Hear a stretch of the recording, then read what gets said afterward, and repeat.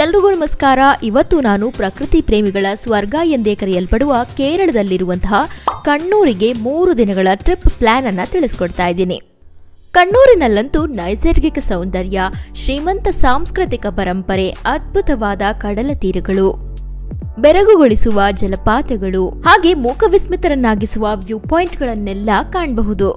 ಕೇರಳದ ಕಣ್ಣೂರಿನ ಬಗ್ಗೆ ಸಾಕಷ್ಟು ಜನರಿಗೆ ಗೊತ್ತಿರೋದಿಲ್ಲ. ಇಲ್ಲಿ ಸಾಕಷ್ಟು ಜಾಗಗಳಿಲ್ಲ, ಇಲ್ಲಿ ಹೋದ್ರೆ ಎಂಜಾಯ್ ಮಾಡ್ಲಿಕ್ಕೆ ಆಗೋದಿಲ್ಲ ಅಂತ ಅನ್ಕೊಂಡಿರ್ತಾರೆ. ಆದ್ರೆ ಕಣ್ಣೂರಲ್ಲಿ ಸಾಕಷ್ಟು ಒಳ್ಳೊಳ್ಳೆ ಜಾಗಗಳು ಇದಾವೆ ಪ್ರವಾಸಿಗರಿಗೆ. ಇಲ್ಲಂತೂ ನೀವು ಜಲಪಾತಗಳು, ವ್ಯೂ ಪಾಯಿಂಟ್ಗಳು ಹಾಗೆ ಕಡಲ ತೀರಗಳನ್ನೆಲ್ಲ ಒಂದೇ ಊರಲ್ಲೇ ಕಾಣಬಹುದು. ಹಾಗಾದ್ರೆ ಇಲ್ಲಿ ಯಾವೆಲ್ಲ ಜಾಗಗಳನ್ನ ನಾವು ಎಕ್ಸ್ಪ್ಲೋರ್ ಮಾಡಬಹುದು ಅಂತ ನೋಡ್ತಾ ಹೋಗೋಣ ಬನ್ನಿ. ಕಣ್ಣೂರಿಗೆ ಬೆಂಗಳೂರಿಂದ 315 ಕಿಲೋಮೀಟರ್ಸ್ ಆಗುತ್ತೆ. ಇಲ್ಲಿಗೆ ನೀವು ನಿಮ್ಮ ಓನ್ ಟ್ರಾನ್ಸ್ಪೋರ್ಟೇಷನ್ಸ್ ಮೂಲಕ ರೀಚ್ ಆಗಬಹುದು. ನೀವೇನಾದ್ರೂ ಪಬ್ಲಿಕ್ ಟ್ರಾನ್ಸ್ಪೋರ್ಟೇಷನ್ ಅನ್ನ ಚೂಸ್ ಮಾಡ್ತಾ ಇದ್ದೀರಾ ಅಂದ್ರೆ ಬೆಂಗಳೂರಿನ ಯಶವಂತಪುರ ಜಂಕ್ಷನ್ ರೈಲ್ವೆ ಸ್ಟೇಷನ್ಗೆ ನೀವು ರೀಚ್ ಆಗಿ ಅಲ್ಲಿಂದ ನಿಮಗೆ ಡೈರೆಕ್ಟ್ ಟ್ರೈನ್ಗಳು ಹೋಗ್ತಾ ಇರ್ತವೆ ಕಣ್ಣೂರಿಗೆ. ಕಣ್ಣೂರು ಎಕ್ಸ್ಪ್ರೆಸ್ ಟ್ರೈನ್ ಅನ್ನ ನೀವು ಹತ್ಕೊಂಡ್ರೆ ನಿಮಗೆ ಡೈರೆಕ್ಟ್ ಸ್ಟಾಪ್ ಇರುತ್ತೆ ಕಣ್ಣೂರಲ್ಲಿ. ನೀವೇನಾದ್ರೂ ಟ್ರೈನ್ ಬರುವ ಸಮಯವನ್ನ ತಿಳ್ಕೊಳ್ಬೇಕು ಅಂತ ಇದ್ರೆ ನೀವು ಅದನ್ನ ಗೂಗಲ್ ಮ್ಯಾಪ್ಸ್ ಅಲ್ಲೇನೆ ಚೆಕ್ ಮಾಡ್ಕೊಳ್ಬಹುದು. ಅದನ್ನ ಹೇಗೆ ಚೆಕ್ ಮಾಡ್ಕೊಳ್ಳೋದು ಅಂತ ನಾನೊಂದು ವಿಡಿಯೋದಲ್ಲಿ ಹೇಳಿದ್ದೀನಿ. ಆ ವಿಡಿಯೋ ಲಿಂಕ್ನ ನಾನು ಡಿಸ್ಕ್ರಿಪ್ಷನ್ ಬಾಕ್ಸ್ ಅಲ್ಲಿ ಕೊಟ್ಟಿರ್ತೀನಿ. ಅದನ್ನ ಚೆಕ್ ಮಾಡಿ, ಆಗ ನಿಮಗೆ ಕಂಪ್ಲೀಟ್ ಇನ್ಫಾರ್ಮೇಶನ್ ಸಿಗುತ್ತೆ. ಟ್ರೈನ್ ಎಷ್ಟು ಗಂಟೆಗಿದೆ, ಹಾಗೆ ನೆಕ್ಸ್ಟ್ ಟ್ರೈನ್ಗಳು ಬರೋದಿದ್ರೆ ಅದು ಎಷ್ಟು ಗಂಟೆಗೆ ಬರ್ತಾವೆ ಅಂತ ಕೂಡ ನಾವು ಇಲ್ಲಿ ತಿಳ್ಕೊಳ್ಬಹುದು. ನೀವು ಆದಷ್ಟು ಕಣ್ಣೂರಿಗೆ ಡೈರೆಕ್ಟ್ ಟ್ರೈನ್ಗಳನ್ನೇ ಕ್ಯಾಚ್ ಮಾಡ್ಲಿಕ್ಕೆ ಟ್ರೈ ಮಾಡಿ, ಯಾಕಂದ್ರೆ ಆಗ ನಿಮಗೆ ಟೈಮ್ ಜಾಸ್ತಿ ಸೇವ್ ಆಗುತ್ತೆ. ಡೈರೆಕ್ಟ್ ಟ್ರೈನ್ಗಳು ಸಿಗ್ತಾ ಇಲ್ಲ ಅಂದ್ರೆ ನೀವು ಕೆಂಪೇಗೌಡ ರೈಲ್ವೆ ಸ್ಟೇಷನ್ ಇಂದ ಕೂಡ ಟ್ರೈನ್ಸ್ ಅನ್ನ ಬುಕ್ ಮಾಡ್ಕೊಳ್ಬಹುದು. ಕೊಚ್ಚುವೇಳಿ ಎಕ್ಸ್ಪ್ರೆಸ್ಗೆ ನೀವು ಅಲ್ಲಿಂದ ಬುಕ್ ಮಾಡ್ಕೊಂಡ್ರೆ ಅದು ಸೇಲಂ ಜಂಕ್ಷನ್ ಅಲ್ಲಿ ಸ್ಟಾಪ್ ಕೊಡುತ್ತೆ. ನಂತರ ಸೇಲಂ ಜಂಕ್ಷನ್ ಇಂದ ನೀವು ಮಂಗಳೂರು ಸೆಂಟ್ರಲ್ SF ಎಕ್ಸ್ಪ್ರೆಸ್ ನ ನೀವು ಬುಕ್ ಮಾಡ್ಕೊಳ್ಬೇಕಾಗುತ್ತೆ. ಅಲ್ಲಿಂದ ಅದು ಕಣ್ಣೂರಲ್ಲಿ ಸ್ಟಾಪ್ ಕೊಡುತ್ತೆ. ಅಥವಾ ನೀವು ಪ್ರೈವೇಟ್ ಬಸ್ಗಳನ್ನು ಕೂಡ ಬುಕ್ ಮಾಡ್ಕೊಳ್ಬಹುದು ಪ್ರೈವೇಟ್ ಏಜೆನ್ಸಿಗಳ ಮೂಲಕ. ಪಬ್ಲಿಕ್ ಟ್ರಾನ್ಸ್ಪೋರ್ಟೇಷನ್ ಅನ್ನು ಯೂಸ್ ಮಾಡಿಕೊಂಡು ನೀವು ಕಣ್ಣೂರನ್ನ ರೀಚ್ ಆಗಿದ್ರೆ ಕಣ್ಣೂರಿನ ಲೋಕಲ್ ಪ್ಲೇಸಸ್ ಅನ್ನ ನೀವು ಎಕ್ಸ್ಪ್ಲೋರ್ ಮಾಡಬೇಕು ಅಂದ್ರೆ ನಿಮಗೆ ಕಾರ್ ಅಥವಾ ಬೈಕು ರೆಂಟ್ಗೆ ಬೇಕೇ ಬೇಕಾಗುತ್ತೆ. ಸೊ ಆದ್ರಿಂದ ನೀವು ಕಣ್ಣೂರಿಂದ 11 ಕಿಲೋಮೀಟರ್ಗಳಷ್ಟು ದೂರ ಇರುವಂತಹ ಸಫ್ಕೋ ಕಾರ್ ಅಂಡ್ ಬೈಕ್ ರೆಂಟಲ್ಸ್ಗೆ ನೀವು ರೀಚ್ ಆಗಬಹುದು. ಇಲ್ಲಿ ಒಂದ್ ದಿವಸಕ್ಕೆ 500 ರೂಪಾಯಿಂದ 600 ರೂಪಾಯಿವರೆಗೂ ಚಾರ್ಜ್ ಮಾಡ್ತಾ ಇದ್ದಾರೆ. ನೀವು ಅಕಸ್ಮಾತ್ ಏನಾದ್ರೂ 3 ರಿಂದ 4 ದಿನ ತಗೊಳ್ತಾ ಇದ್ದೀರಾ ಅಂದ್ರೆ ಅವ್ರ ಹತ್ರ ಕಡಿಮೆ ಮಾಡಿಸಿ. ಹಾಗೆ ಮುಂದೆ ವಿಡಿಯೋದಲ್ಲಿ ನಾನು ಕಣ್ಣೂರಿಗೆ ಹೋದಾಗ ಊಟ ತಿಂಡಿ ಮಾಡ್ಕೊಳ್ಳಿಕ್ಕೆ ರೆಸ್ಟೋರೆಂಟ್ಸ್ ಬಗ್ಗೆ ಕೂಡ ತಿಳಿಸ್ಕೊಡ್ತೀನಿ. ಹಾಗೆ ಕಣ್ಣೂರಲ್ಲಿ ರೂಮ್ಸ್ಗಳ ಬಗ್ಗೆ ಕೂಡ ನಾನು ತಿಳಿಸ್ಕೊಡ್ತೀನಿ. ವಿಡಿಯೋನ ಕೊನೆ ತನಕ ನೋಡಿ. ಈಗ ಮೊದಲನೇ ದಿವಸ ಕಣ್ಣೂರಲ್ಲಿ ನೀವು ಕಣ್ಣೂರಿಂದ 3 ಕಿಲೋಮೀಟರ್ಗಳಷ್ಟು ದೂರ ಇರುವಂತಹ ಅರಕ್ಕಲ್ ಮ್ಯೂಸಿಯಂಗೆ ರೀಚ್ ಆಗಿ.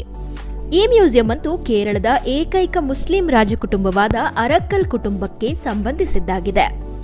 ಆಗಿನ ರಾಜರ ಜೀವನ ಶೈಲಿಯನ್ನ ನೀವಿಲ್ಲಿ ಕಾಣಬಹುದು. ಅವರು ಉಪಯೋಗಿಸುತ್ತಿದ್ದಂತಹ ವಸ್ತುಗಳನ್ನೆಲ್ಲ ಇಲ್ಲಿ ಸಂಗ್ರಹಿಸಿ ಇಡಲಾಗಿದೆ. ನೀವೇನಾದ್ರೂ ಈ ರೀತಿ ಸಂಗ್ರಹಾಲಯಗಳನ್ನ ಇಷ್ಟಪಡೋರಾಗಿದ್ರೆ ಇದಂತೂ ನಿಮಗೆ ತುಂಬಾ ಇಷ್ಟ ಆಗುತ್ತೆ. ಇಲ್ಲಿ ಎಂಟ್ರಿ ಫೀಸ್ ಅನ್ನು ಚಾರ್ಜ್ ಮಾಡ್ತಾರೆ, ಒಬ್ಬರಿಗೆ 30 ರೂಪಾಯಿ. ಇಲ್ಲಿ ಹಬ್ಬ ಅಂದ್ರೆ ನೀವು 15 ರಿಂದ 20 ನಿಮಿಷನ ಕಳಿತೀರಾ. ಅದಾದ್ಮೇಲೆ ಅಲ್ಲಿಂದ 1.5 ಕಿಲೋಮೀಟರ್ ಅಷ್ಟು ದೂರ ಇರುವಂತಹ ಸೆಂಟ್ ಆಂಜಲೀನಾ ಫೋರ್ಟ್ಗೆ ರೀಚ್ ಆಗಿ. ಇದನ್ನ ಪೋರ್ಚುಗೀಸರು 1500ರಲ್ಲಿ ಕಟ್ಟಿದ್ರು ಅಂತ ಹೇಳಲಾಗುತ್ತೆ. ಇದರ ಎದುರುಗಡೆನೆ ನಮಗೆ ಬೀಚ್ ವ್ಯೂ ತುಂಬಾನೇ ಚೆನ್ನಾಗಿ ಕಾಣುತ್ತೆ. ಅಲ್ಲಿ ನೀವು ಆರಾಮಾಗಿ ಸುಂದರವಾದ ಫೋಟೋಗ್ರಾಫ್ಸ್ನ ಕ್ಲಿಕ್ ಮಾಡ್ಕೊಳ್ಬಹುದು. ಇಲ್ಲಂತೂ ನೀವು ತುಂಬಾ ಸುಂದರವಾದ ವ್ಯೂ ಪಾಯಿಂಟ್ಸ್ ಅಲ್ಲಿ ಫೋಟೋಗ್ರಾಫ್ಸ್ ಕ್ಲಿಕ್ ಮಾಡ್ಕೊಳ್ಬಹುದು. ಇಲ್ಲಿ ಒಬ್ಬರಿಗೆ 30 ರೂಪಾಯಿಯನ್ನ ಎಂಟ್ರಿ ಚಾರ್ಜ್ ಆಗಿ ತಗೊಳ್ತಾರೆ. ಈ ಫೋರ್ಟ್ ಅನ್ನ ನೋಡಾದ್ಮೇಲೆ ಇಲ್ಲಿಂದ 21 ಕಿಲೋಮೀಟರ್ಗಳಷ್ಟು ದೂರ ಹೋದ್ರೆ ನಿಮಗೆ ಪರಸಿನ್ನಿ ಮಾದಪುರ ಶ್ರೀ ಮುತ್ತಪ್ಪನ್ ದೇವಾಲಯ ಸಿಗತ್ತೆ. ಈ ದೇವಾಲಯದ ಉಚ್ಚಾರಣೆ ಅಕಸ್ಮಾತ್ ಸರಿಯಾಗಿಲ್ಲ ಅಂತ ಆದ್ರೆ ಕ್ಷಮೆ ಇರ್ಲಿ. ಕಣ್ಣೂರಿಗೆ ಹೋದಾಗಂತೂ ಈ ದೇವಾಲಯಕ್ಕೆ ನೀವು ವಿಸಿಟ್ ಮಾಡಲೇಬೇಕು, ಯಾಕಂದ್ರೆ ಇದು ತುಂಬಾನೇ ಪ್ರಖ್ಯಾತಗೊಂಡಿರುವ ದೇವಾಲಯ. ಈ ದೇವಾಲಯದ ಆರ್ಕಿಟೆಕ್ಚರ್ ಅಂತೂ ನಿಮಗೆ ತುಂಬಾನೇ ಇಷ್ಟ ಆಗುತ್ತೆ. ಹಾಗೆ ಈ ದೇವಸ್ಥಾನ ವಲಪಟ್ಟಣಂ ನದಿಯ ತೀರದಲ್ಲಿರೋದ್ರಿಂದ ನಿಮಗೆ ಸಾಕಷ್ಟು ವ್ಯೂ ಪಾಯಿಂಟ್ಸ್ಗಳು ಸಿಗ್ತವೆ. ಹಾಗೆ ಮತ್ತೊಂದೇನು ಅಂದ್ರೆ ಕೇರಳದವರು ಮುತ್ತಪ್ಪನ್ ಸ್ವಾಮಿಯನ್ನ ತುಂಬಾನೇ ನಂಬ್ತಾರೆ, ಹಾಗೆ ಅವನನ್ನೇ ಪೂಜಿಸ್ತಾರೆ. ಇಲ್ಲಿಯವರು ವಲೆಯ ಮುತ್ತಪ್ಪನ್ ಅಂದ್ರೆ ವಿಷ್ಣು ದೇವರನ್ನ ಪೂಜಿಸ್ತಾರೆ, ಹಾಗೂ ಚೆರಿಯ ಮುತ್ತಪ್ಪನ್ ಅಂದ್ರೆ ಶಿವದೇವರನ್ನ ಪೂಜಿಸ್ತಾರೆ. ಮುತ್ತಪ್ಪನ್ ದೇವರಿಗೇನೆ ಇವರು ಪೂಜೆ ಮಾಡೋದು. ಈ ದೇವಸ್ಥಾನವನ್ನ ನೋಡ್ಕೊಂಡಾದ್ಮೇಲೆ ಇಲ್ಲಿಂದ 20 ಕಿಲೋಮೀಟರ್ಗಳಷ್ಟು ಮುಂದೆ ಹೋದ್ರೆ ನಿಮಗೆ ಬೇಬಿ ಬೀಚ್ ಸಿಗತ್ತೆ. ಇದಂತೂ ಒಂದು ಲೆಸ್ ಕ್ರೌಡೆಡ್ ಬೀಚ್ ಅಂತಾನೆ ಹೇಳ್ಬಹುದು. ಇಲ್ಲಿ ಸಾಕಷ್ಟು ಜನರು ಕೂಡ ಇರೋದಿಲ್ಲ, ನಿಮಗೆ ತುಂಬಾನೇ ಶಾಂತತೆ ಫೀಲ್ ಆಗುತ್ತೆ. ಇಲ್ಲಿ ನಿಮ್ಮ ಫ್ರೆಂಡ್ಸ್ ಅಂಡ್ ಫ್ಯಾಮಿಲಿ ಜೊತೆ ಆರಾಮಾಗಿ ನೀವು ಇಲ್ಲಿ ಟೈಮ್ ಸ್ಪೆಂಡ್ ಮಾಡಬಹುದು. ಅಕಸ್ಮಾತ್ ನೀವು ಇಲ್ಲಿ ವೀಕೆಂಡ್ಸ್ ಅಲ್ಲಿ ಹೋದ್ರೆ ಸ್ವಲ್ಪ ಕ್ರೌಡೆಡ್ ಅನ್ಸುತ್ತೆ, ಆದಷ್ಟು ನೀವು ವೀಕ್ ಡೇ ನಲ್ಲಿ ಇಲ್ಲಿ ಟ್ರಾವೆಲ್ ಮಾಡಿ. ಇಲ್ಲಿಗೆ ನಿಮ್ಮ ಮೊದಲನೇ ದಿವಸದ ಟ್ರಿಪ್ ಕಂಪ್ಲೀಟ್ ಆಗುತ್ತೆ. ಇಲ್ಲಿಂದ ನೀವು ನಿಮ್ಮ ರೂಮ್ಸ್ಗೆ ಹೋಗಿ ರೆಸ್ಟ್ ಮಾಡಬಹುದು. ಎರಡನೇ ದಿವಸ ಬೆಳಗ್ಗೆ ನೀವು ಕಣ್ಣೂರಿಂದ 3.5 ಕಿಲೋಮೀಟರ್ಗಳಷ್ಟು ದೂರ ಇರುವಂತಹ ಪಯ್ಯಂಬಲಂ ಬೀಚ್ಗೆ ರೀಚ್ ಆಗಿ. ಈ ಬೀಚ್ ಅಂತೂ ನಿಮಗೆ ಫ್ಯಾಮಿಲಿ ಅಂಡ್ ಫ್ರೆಂಡ್ಸ್ ಜೊತೆ ಎಂಜಾಯ್ ಮಾಡಲಿಕ್ಕೆ ಬೆಸ್ಟ್ ಸ್ಪಾಟ್ ಅಂತಾನೆ ಹೇಳಬಹುದು. ಇಲ್ಲೇ ಪಕ್ಕದಲ್ಲಿ ನಿಮಗೆ ಚಿಲ್ಡ್ರನ್ಸ್ ಪಾರ್ಕ್ ಕೂಡ ಸಿಗುತ್ತೆ. ಅಲ್ಲಿ ನೀವು ನಿಮ್ಮ ಮಕ್ಕಳನ್ನು ಕೂಡ ಕರ್ಕೊಂಡು ಹೋಗಿ ಎಂಜಾಯ್ ಮಾಡಬಹುದು. ಆದಷ್ಟು ನೀವು ವೀಕ್ ಡೇಸಲ್ಲಿ ಹೋಗೋದು ಬೆಸ್ಟು, ಯಾಕಂದರೆ ಇಲ್ಲಿ ಪಾರ್ಕಿಂಗು ಕೂಡ ಸ್ವಲ್ಪ ಕಷ್ಟ ಆಗಬಹುದು ನಿಮಗೆ. ಈ ಬೀಚನ್ನು ನೋಡಾದ್ಮೇಲೆ ಇಲ್ಲಿಂದ 7 ಕಿಲೋಮೀಟರ್ಗಳಷ್ಟು ದೂರ ಹೋದರೆ ನಿಮಗೆ ಮೀನ್ಕಣ್ಣು ಬೀಚ್ ಸಿಗತ್ತೆ. ಈ ಬೀಚ್ಗಂತೂ ನೀವು ಹೋಗಲೇಬೇಕು ಕಣ್ಣೂರಿಗೆ ಹೋದಾಗ, ಯಾಕಂದರೆ ಇಲ್ಲಿ ಶಾಂತತೆ ಮನೆ ಮಾಡಿರುತ್ತೆ. ಇಲ್ಲಿಗೆ ಹೋಗಿ ನೀವು ವಾಪಸ್ ಬರೋವಾಗ ತುಂಬಾನೇ ರಿಲ್ಯಾಕ್ಸ್ಡ್ ಫೀಲ್ ಆಗ್ತೀರಾ. ಈ ಬೀಚನ್ನು ನೋಡಾದ್ಮೇಲೆ ಇಲ್ಲಿಂದ 24 ಕಿಲೋಮೀಟರ್ಗಳಷ್ಟು ದೂರ ಹೋದ್ರೆ ನಿಮಗೆ ಶ್ರೀ ಪರಲಸೆರಿ ದೇವಾಲಯ ಸಿಗತ್ತೆ. ದೇವಸ್ಥಾನದ ಹತ್ರ ಒಂದು ಪುಷ್ಕರಣಿ ಇದೆ. ಅಲ್ಲಂತೂ ನೀವು ತುಂಬಾ ಸೊಗಸಾದ ಫೋಟೋಗ್ರಾಫ್ಸ್ ಅನ್ನ ಕ್ಲಿಕ್ ಮಾಡ್ಕೊಳ್ಬಹುದು. ಅಲ್ಲೇ ಸಾಕಷ್ಟು ಮೀನುಗಳು ಕೂಡ ಇರ್ತವೆ. ಅಲ್ಲೂ ಕೂಡ ನೀವು ಸಾಕಷ್ಟು ಸಮಯವನ್ನ ಕಳಿಬಹುದು. ಈ ದೇವಾಲಯದ ಆರ್ಕಿಟೆಕ್ಚರ್ ಅಂತೂ ತುಂಬಾನೇ ಚೆನ್ನಾಗಿ ಅನ್ಸುತ್ತೆ ನಿಮಗೆ. ಈ ದೇವಾಲಯದಲ್ಲಿ ನಾವು ಸುಬ್ರಹ್ಮಣ್ಯ ಸ್ವಾಮಿಯ ದರ್ಶನವನ್ನ ಪಡ್ಕೊಳ್ಬಹುದು. ಹಾಗೆ ಇಲ್ಲಿ ಸಾಕಷ್ಟು ಭಕ್ತಾದಿಗಳು ಸರ್ಪದೋಷ ನಿವಾರಣೆಗಾಗಿ ಬರ್ತಾರೆ. ಈ ದೇವಾಲಯವನ್ನ ನೋಡಾದ್ಮೇಲೆ ಇಲ್ಲಿಂದ 10 ಕಿಲೋಮೀಟರ್ಗಳಷ್ಟು ದೂರ ಹೋದ್ರೆ ನಿಮ್ಗೆ ಮುಳಪಿಲಂಗದ್ ಡ್ರೈವ್ ಇನ್ ಬೀಚ್ ಸಿಗತ್ತೆ. ಇದನ್ನಂತೂ ಕಣ್ಣೂರಿನ ಬಹಳ ಶುಚಿಯುಳ್ಳ ಬೀಚ್ ಅಂತಾನೆ ಹೇಳಬಹುದು. ಇಲ್ಲಿನ ವಾತಾವರಣ ನಿಮ್ಗೆ ತುಂಬಾನೇ ಕ್ಲೀನ್ ಅನ್ಸುತ್ತೆ. ಈ ಬೀಚ್ಗಂತೂ ಇಂಡಿಯಾದ ಏಕೈಕ ಲಾಂಗೆಸ್ಟ್ ಡ್ರೈವ್ ಇನ್ ಬೀಚ್ ಎಂಬ ಬಿರುದನ್ನು ಕೂಡ ಕೊಡಲಾಗಿದೆ.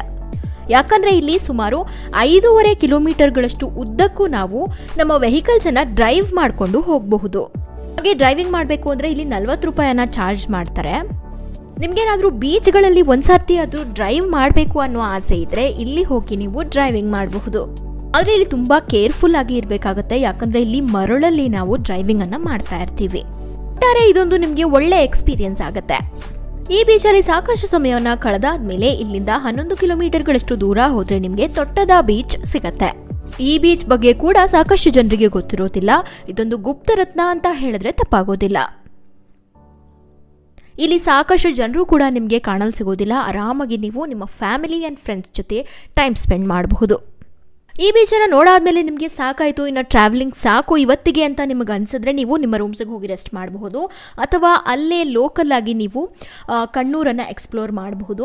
ಅಥವಾ ತೊಟ್ಟದ ಬೀಚಿಂದ ನೀವು 6.5 ಕಿಲೋಮೀಟರ್ಗಳಷ್ಟು ದೂರ ಹೋದರೆ ಇಳಾರ ಬೀಚ್ ನಿಮಗೆ ಸಿಗುತ್ತೆ. ಈ ಬೀಚ್ ಅಂತೂ ಫೋಟೋ ಶೂಟ್ಸ್ಗೆ ತುಂಬಾ ಮಾಡಿಸಿದಂತಹ ಜಾಗ ಅಂತಾನೆ ಹೇಳಬಹುದು. ಯಾಕಂದರೆ ಇಲ್ಲಿನ ವಾತಾವರಣ ಅಷ್ಟು ಸುಂದರವಾಗಿ ಕಂಡುಬರುತ್ತೆ. ಹಾಗೆ ಇಲ್ಲಿ ಸನ್ಸೆಟ್ ಅಂತೂ ಹೇಳೋದೇ ಬೇಡ, ಅಷ್ಟು ಸುಂದರವಾಗಿ ಕಾಣಿಸುತ್ತೆ.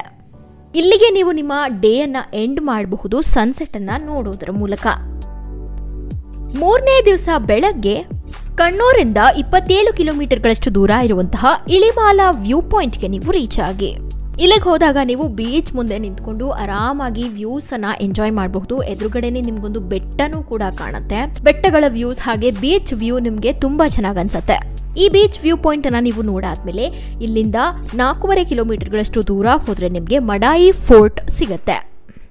ಇಲ್ಲಿಂದ ಅಂತೂ ನಿಮಗೆ ವ್ಯೂ ಪಾಯಿಂಟ್ಸ್ ತುಂಬಾನೇ ಚೆನ್ನಾಗಿ ಕಾಣಿಸುತ್ತೆ. ಇಲ್ಲೇ ಒಂದು ಸಣ್ಣ ಕೊಳ ಕೂಡ ಇದೆ, ಅಲ್ಲಿ ನೀವು ಫೋಟೋಗ್ರಾಫ್ಸ್ ಅನ್ನ ಕ್ಲಿಕ್ ಮಾಡ್ಕೊಳ್ಬಹುದು. ನೀವು ಇಷ್ಟೆಲ್ಲ ಜಾಗಗಳನ್ನು ಕಂಪ್ಲೀಟ್ ಮಾಡಬೇಕು ಅಂದರೆ ಆದಷ್ಟು ನೀವು ಬೆಳಗ್ಗೆನೇ ನಿಮ್ಮ ಟ್ರಾವೆಲ್ನ ಸ್ಟಾರ್ಟ್ ಮಾಡಿಬಿಡಬೇಕು. ಯಾಕಂದರೆ ಇಷ್ಟು ದೂರ ಟ್ರಾವೆಲ್ ಮಾಡಲಿಕ್ಕೆ ಬಂದಿರ್ತೀರಾ, ಒಂದು 3 ದಿವಸ ನೀವು ಟ್ರಾವೆಲ್ ಮಾಡಿಬಿಟ್ರೆ ಆರಾಮಾಗಿ ನೀವು ವ್ಯೂ ಪಾಯಿಂಟ್ಸನ್ನು ನೋಡಬಹುದು. ಹಾಗೆ ಫೋಟೋಗ್ರಾಫ್ಸ್ ಕೂಡ ನೀವು ಕ್ಲಿಕ್ ಮಾಡ್ಕೊಳ್ಬಹುದು. ನಿಮಗೆ ಒಳ್ಳೆ ಮೆಮೊರೀಸ್ ಕೂಡ ಲೈಫ್ ಟೈಮ್ಗೆ ಸಿಗುತ್ತೆ. ಸೊ ನೀವು ಮಡಾಯಿ ಫೋರ್ಟನ್ನು ನೋಡಾದ್ಮೇಲೆ ಅಲ್ಲಿಂದ 43 ಕಿಲೋಮೀಟರ್ಗಳಷ್ಟು ಮುಂದೆ ಹೋದರೆ ಪಲಕ್ಕಯಂ ತೊಟ್ಟು ಹಿಲ್ ಟಾಪ್ ಸಿಗತ್ತೆ. ಬೆಟ್ಟಗಳು, ಹಚ್ಚ ಹಸಿರು, ಪಕ್ಷಿಗಳ ಚಿಲಿಪಿಲಿ, ಹಾಗೆ ಅಲ್ಲಲ್ಲಿ ಒಂದಷ್ಟು ಪ್ರಾಣಿಗಳ ನೋಟ, ಇವನ್ನೆಲ್ಲ ನೀವು ಇಲ್ಲಿಗೆ ಹೋದಾಗ ಎಂಜಾಯ್ ಮಾಡಬಹುದು. ಇಲ್ಲಿಗೆ ಹೋದಾಗಂತೂ ನೀವು ಈ ವ್ಯೂ ಪಾಯಿಂಟ್ ಇಂದ ಎಲ್ಲೇ ನೋಡಿದ್ರೂ ಹಚ್ಚ ಹಸಿರು ನಿಮಗೆ ಕಾಣಲು ಸಿಗತ್ತೆ. ಇಲ್ಲೇ ನೀವು ಬೇಕಾದರೆ ಕ್ಯಾಂಪಿಂಗ್ ಕೂಡ ಮಾಡಬಹುದು. ಹಾಗೆ ಇಲ್ಲಿ ಸ್ವಲ್ಪ ಟ್ರೆಕ್ಕಿಂಗ್ ಅನ್ನು ಮಾಡಬೇಕಾಗುತ್ತೆ ಈ ವ್ಯೂ ಪಾಯಿಂಟ್ ಅನ್ನ ನೋಡ್ಲಿಕ್ಕಾಗಿ. ನೀವು ಒಟ್ಟಾರೆ ಕಣ್ಣೂರಿಗೆ ಹೋದಾಗ ಈ ವ್ಯೂ ಪಾಯಿಂಟ್ ಅನ್ನ ನೋಡ್ಲಿಕ್ಕೆ ಮಿಸ್ ಮಾಡಬೇಡಿ. ಈ ವ್ಯೂ ಪಾಯಿಂಟ್ ಅನ್ನ ನೋಡಾದ್ಮೇಲೆ ಇಲ್ಲಿಂದ 24 ಕಿಲೋಮೀಟರ್ಗಳಷ್ಟು ದೂರ ಹೋದ್ರೆ ನಿಮಗೆ ಪೈತಲ್ಮಲ ವ್ಯೂ ಪಾಯಿಂಟ್ ಸಿಗತ್ತೆ. ಈ ವ್ಯೂ ಪಾಯಿಂಟ್ ಅಂತೂ ಕಣ್ಣೂರಲ್ಲಿರುವಂತಹ ಅತ್ಯಂತ ಅದ್ಭುತ ಮತ್ತು ಆಕರ್ಷಕವಾದ ವ್ಯೂ ಪಾಯಿಂಟ್ ಅಂತ ಹೇಳಿದ್ರೆ ತಪ್ಪಾಗೋದಿಲ್ಲ. ಈ ವ್ಯೂ ಪಾಯಿಂಟ್ಗೆ ಹೋಗ್ಲಿಕ್ಕೆ ನಿಮಗೆ ಸ್ವಲ್ಪ ಟ್ರೆಕ್ಕಿಂಗ್ ಅನ್ನ ಮಾಡಬೇಕಾಗುತ್ತೆ. ಇಲ್ಲಿ ಒಬ್ಬರಿಗೆ 60 ರೂಪಾಯಿನ ಚಾರ್ಜ್ ಮಾಡ್ತಾರೆ. ಹಾಗೆ ಮಕ್ಕಳನ್ನೇನಾದ್ರೂ ಕರ್ಕೊಂಡು ಹೋಗ್ತಾ ಇದ್ದೀರಾ ಅಂದ್ರೆ ಅವರಿಗೆ 20 ರೂಪಾಯಿನ ಚಾರ್ಜ್ ಮಾಡ್ತಾರೆ. ನೀವೇನಾದ್ರೂ DSLRಗಳನ್ನ ತಗೊಂಡು ಹೋಗ್ತಾ ಇದ್ದೀರಾ ಅಂದ್ರೆ 150 ರೂಪಾಯಿನ ಚಾರ್ಜ್ ಮಾಡ್ತಾರೆ.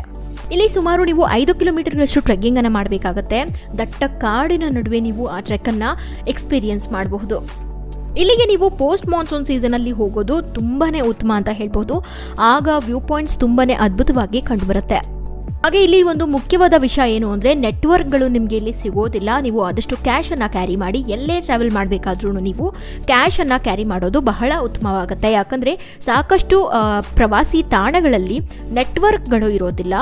ಯಾಕಂದರೆ ನೀವು ಫಾರೆಸ್ಟ್ ಕಡೆ ಹೋಗ್ತಿರ್ತೀರಾ, ಅಲ್ಲೆಲ್ಲ ನೆಟ್ವರ್ಕ್ ಸ್ವಲ್ಪ ಡೌನ್ ಇರುತ್ತೆ, ಹಾಗೆ ಸಮ್ಟೈಮ್ಸ್ ಇರೋದೂ ಇಲ್ಲ. ಸೊ ಆದ್ದರಿಂದ ನೀವು ಆದಷ್ಟು ಕ್ಯಾಶನ್ನು ಕ್ಯಾರಿ ಮಾಡಿ. ಮತ್ತು ನೀವು ಇಲ್ಲಿಗೆ ಹೋದಾಗ ಊಟ ತಿಂಡಿ ಕೂಡ ನಿಮ್ಮದು ನೀವೇ ತೊಗೊಂಡು ಹೋಗಬೇಕಾಗತ್ತೆ. ಯಾಕಂದರೆ ಇಲ್ಲಿ ಫುಡ್ ಕೌಂಟರ್ಸ್ ಯಾವುದೂ ನಿಮಗೆ ಕಾಣಲಿಕ್ಕೆ ಸಿಗೋದಿಲ್ಲ. ಇದು ಬೆಳಗ್ಗೆ 9ಕ್ಕೆ ಓಪನ್ ಆಗುತ್ತೆ. ಹಾಗೆ ನೀವೇನಾದರೂ ಟ್ರೆಕ್ಕಿಂಗ್ ಮಾಡಬೇಕು ಅಂತ ಅಂದ್ಕೊಂಡಿದ್ರೆ 3 ಗಂಟೆ ಒಳಗಡೆ ನೀವು ಟಿಕೆಟ್ಸನ್ನು ತೊಗೊಂಡು ಟ್ರೆಕ್ಕಿಂಗನ್ನು ಸ್ಟಾರ್ಟ್ ಮಾಡಿಬಿಡಬೇಕು. ಯಾಕಂದರೆ 3 ಗಂಟೆ ಆದಮೇಲೆ ಅವರು ಟ್ರೆಕ್ಕಿಂಗನ್ನು ಸ್ಟಾರ್ಟ್ ಮಾಡಲಿಕ್ಕೆ ಬಿಡೋದಿಲ್ಲ. ಇದು ಕ್ಲೋಸ್ ಆಗೋದು 6 ಗಂಟೆಗೆ.